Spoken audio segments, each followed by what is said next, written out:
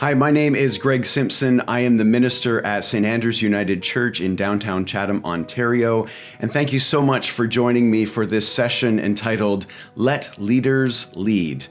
Now, that title, of course, comes directly from a chapter out of the Reverend Dr. John Pentland's book, Fishing Tips, and I will definitely be borrowing lots of content from his story and his conversation, but I'm going to share a bit of my own story and borrow some from some other people who have shared so much wisdom about church leadership.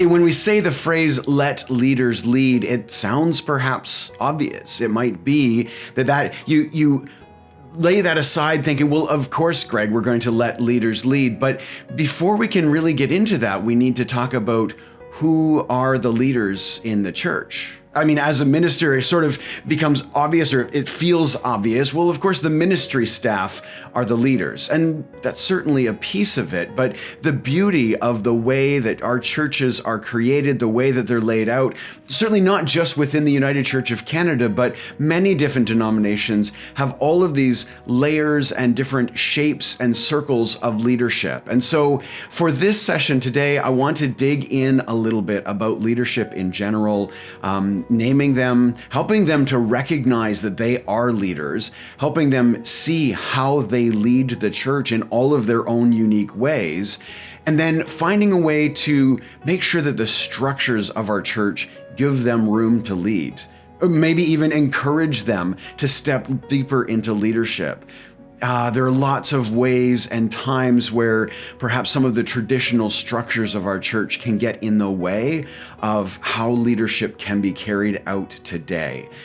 This won't be the only time in this series that I talk about traditions getting in our way, and I don't want you to think that I am a person who throws traditions away, not by any stretch. My history comes from both the Presbyterian and the Anglican churches. They have very beautiful and deep traditions, and I borrow heavily from all of those.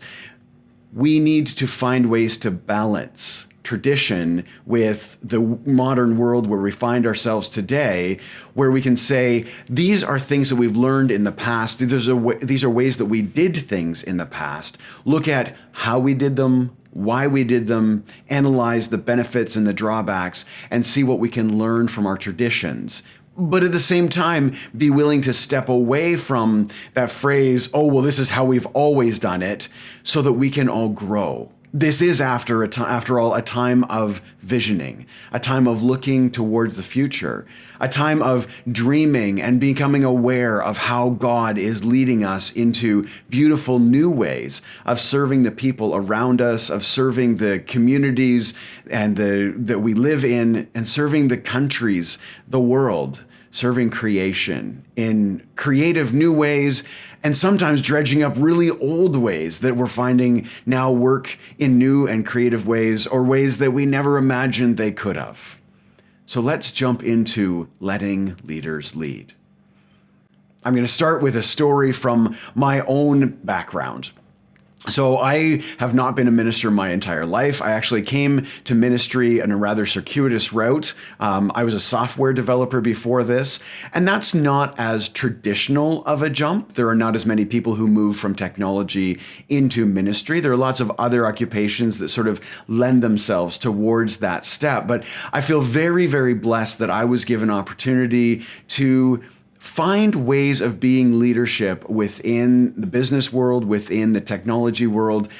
And I'll admit that it wasn't until I was in seminary that I learned more about myself as a leader. And so when I'm talking about people who maybe don't know that they are leaders, I'm speaking from experience. Some of it, some deep experience that took quite a bit of learning and some tearing down of old assumptions of myself. And so I don't speak of this lightly. And I don't suggest that this is a particularly easy or quick process.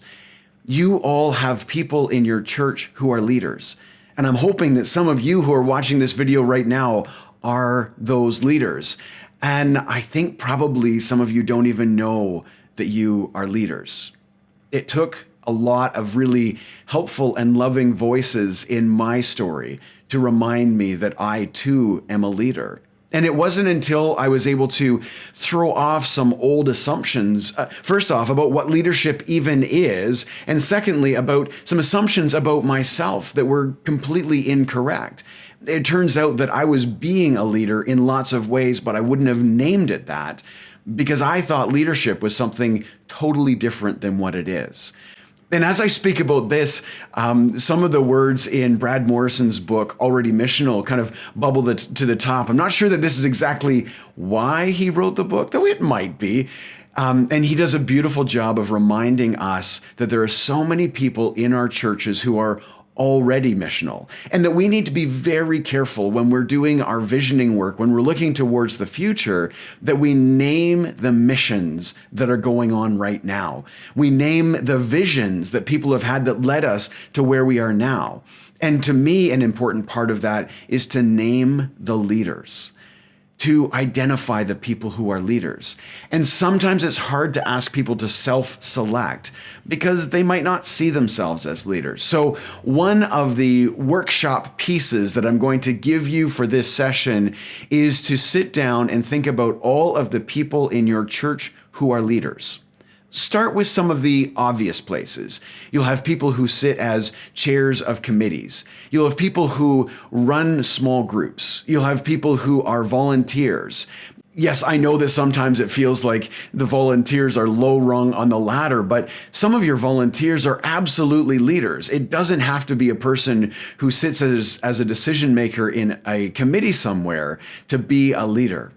We have people who lead in beautiful and missional and loving and godly ways right now. Take stock, count them up, and then go tell them in the most loving way. Thank them from the deepest gratitude of your hearts, of the whole congregation, of the whole community, for the beautiful leadership work that they are doing. I want to share a story about a woman in a church that I used to serve. And she had this beautiful ministry of calling. She spent a lot of her time on the phone. And she was no longer a young woman, and all of the steps in the church were becoming quite a struggle for her. It was difficult for her to get in and out of the church every Sunday. And I know that she felt badly about not being there. This was the church she grew up in. She had served the church in so many ways, and she was a person who was there every single Sunday. And she was feeling very much like she no longer had a spot, like she somehow was no longer as valid of a member of the church because she couldn't be there on Sunday mornings. But friends, let me tell you about the number of people who shared with me how much they loved the phone calls. She spent her life on the phone, it seemed. She was one of these people who just would call a friend for no particular reason. She'd be sitting watching the ball game or watching curling, or she just got done cooking something that reminded her of somebody else, and she would call them and let them know. She did a ministry that was a beautiful thing that, to me, I've never seen paralleled. She was a one-person calling machine. She was a leader in her community, and yet she didn't see that because part of the tradition had taught her that she needed to be at church every Sunday to be part of the church. It was by me reminding her and by the whole church gathering together and thanking her in an overwhelmingly supportive way for the ministry that she provided, that one, she was given permission, given new life. She was given a resurrected version of what leadership and ministry was for her. And it was a way that we as the church community let her lead.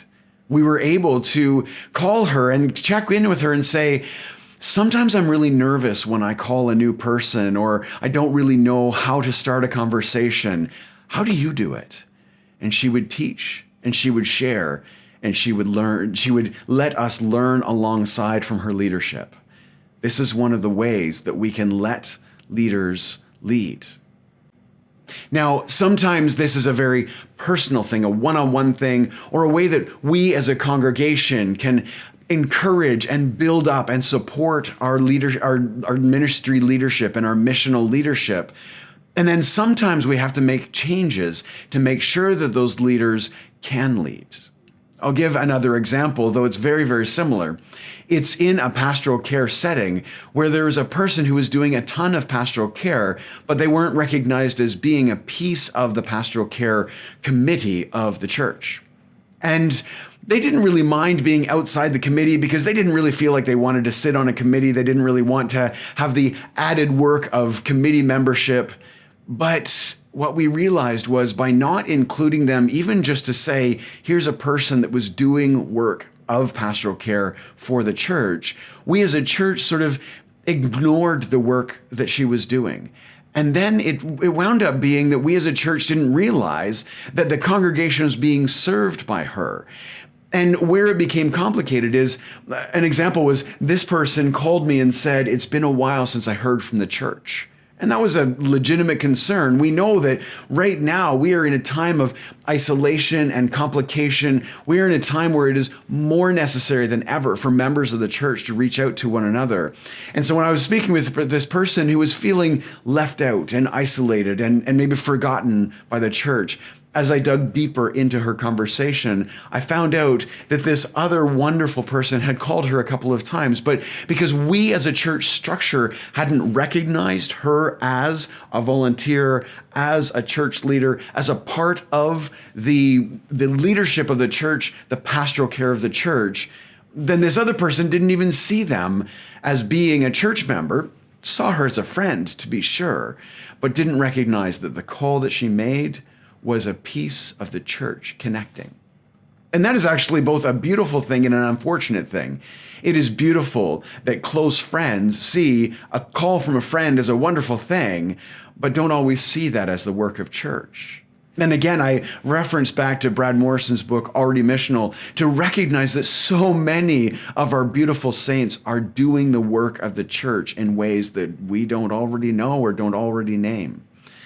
And so a lot of the work of letting leaders lead is to remind them that they are leaders, to build them up, to support them, and then to create the structures within our church to make sure that they have a foundation of support.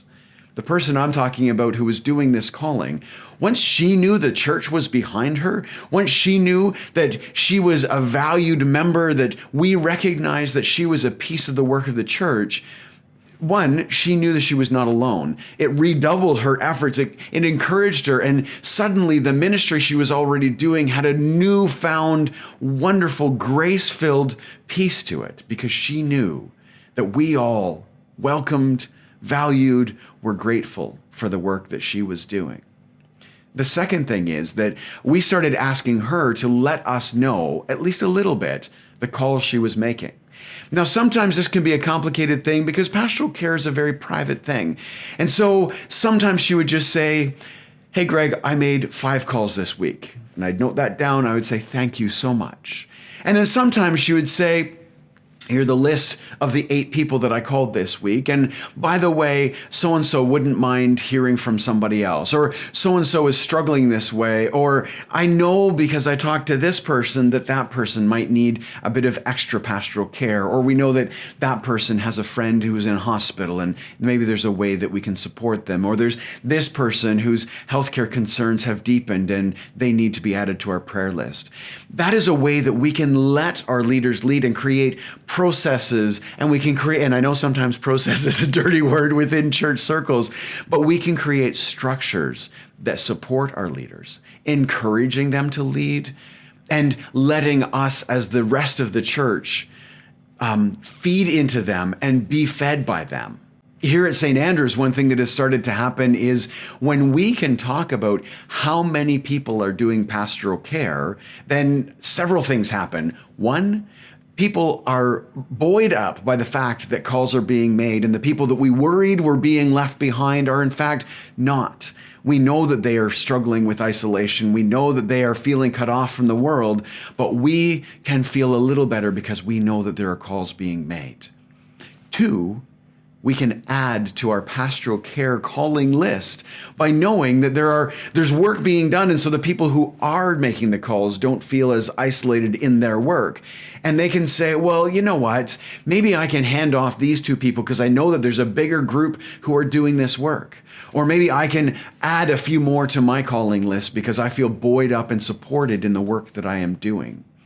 Now, I know that I've focused very much on pastoral care, and there are a lot of other elements to our church. And so my next piece that I want to encourage you to work on and to kind of gather in small groups and to talk about are what other channels or avenues are there where there is amazing leadership already going on in your church.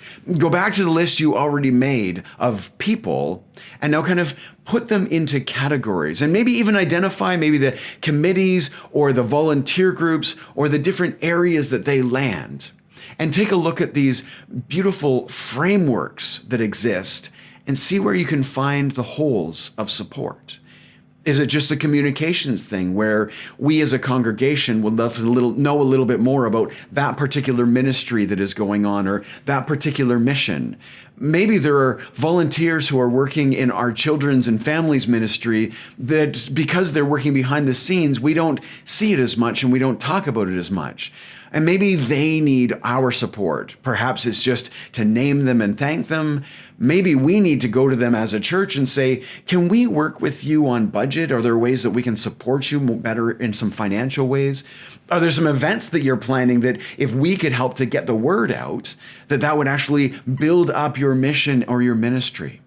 So this is the next step of letting leaders lead, and that is to create structures of support and build them up. Create the communications channels to make sure that all the other leaders, all the other committee people, all of the other staff people who need to support them, who need to connect with them and need to learn about what mission and ministry and hard work they are doing, make those connections. Those are a couple of really, really important parts of letting people lead. And they are things that I have seen grow in beautiful, flourishing, life-giving ways when we take some time to do it. One of the best parts about this particular section is that it's something we can do without really having to impact our budget and our finances. Now, we will get to that in a session very shortly, but this is a way, because sometimes when we look at vision, we get worried that it's going to cost right off the bat. These are things that we can do to support ourselves, our friends in ministry, to build up us as a congregation and to connect better with the ways that God is calling us into the future of who we are as a church. Start by naming the ministries you already have. Naming the missions, the work, identify the leaders, and create structures and communications channels. Build up the committees and the volunteer bases to make sure that they're not isolated, they don't feel alone.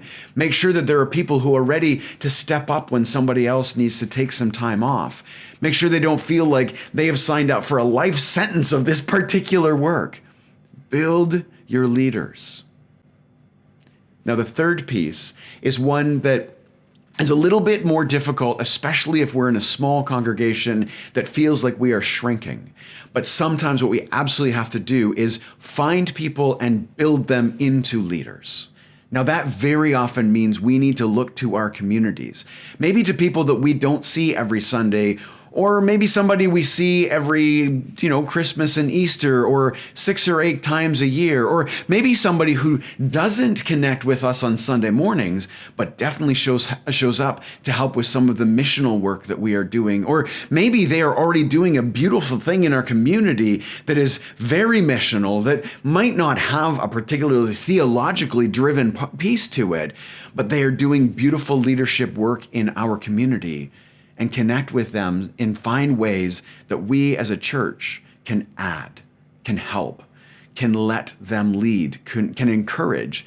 Maybe this is a way that we can funnel some of the resources, whether it be financial or the voices and advocacy that we have, or maybe some of our church members are connected in community or political ways that can actually support the ongoing work that's going on in the community. These are ways that we can let leaders lead, that we can encourage, that we can build up. Friends, I'm going to ask you to now go and spend some time figuring out who are the leaders within your church, and find one or two who are outside of your church. Take those, name those together. Secondly, find the channels that can support those leaders, that can build them up. Find the places in your church where maybe there's a little bit of work that needs to be done to bolster some of the processes, or maybe policies, build up a little better volunteer base, or some structural levels that can make sure the people who are doing the work feel supported as they do it. Use those channels to thank those leaders. And then communicate that with the rest of the church, with the rest of the people, with the rest of the community, to celebrate all of the leadership that is going on. That will do so much to build into the vision of your church by naming the places you already are, highlighting the leaders who are doing the work, and make certain that there is a spot and a space and a way for them to do that work for the future. Thank you so much for joining me for this session, and I hope you will join me again soon. Bye for now. I love you all.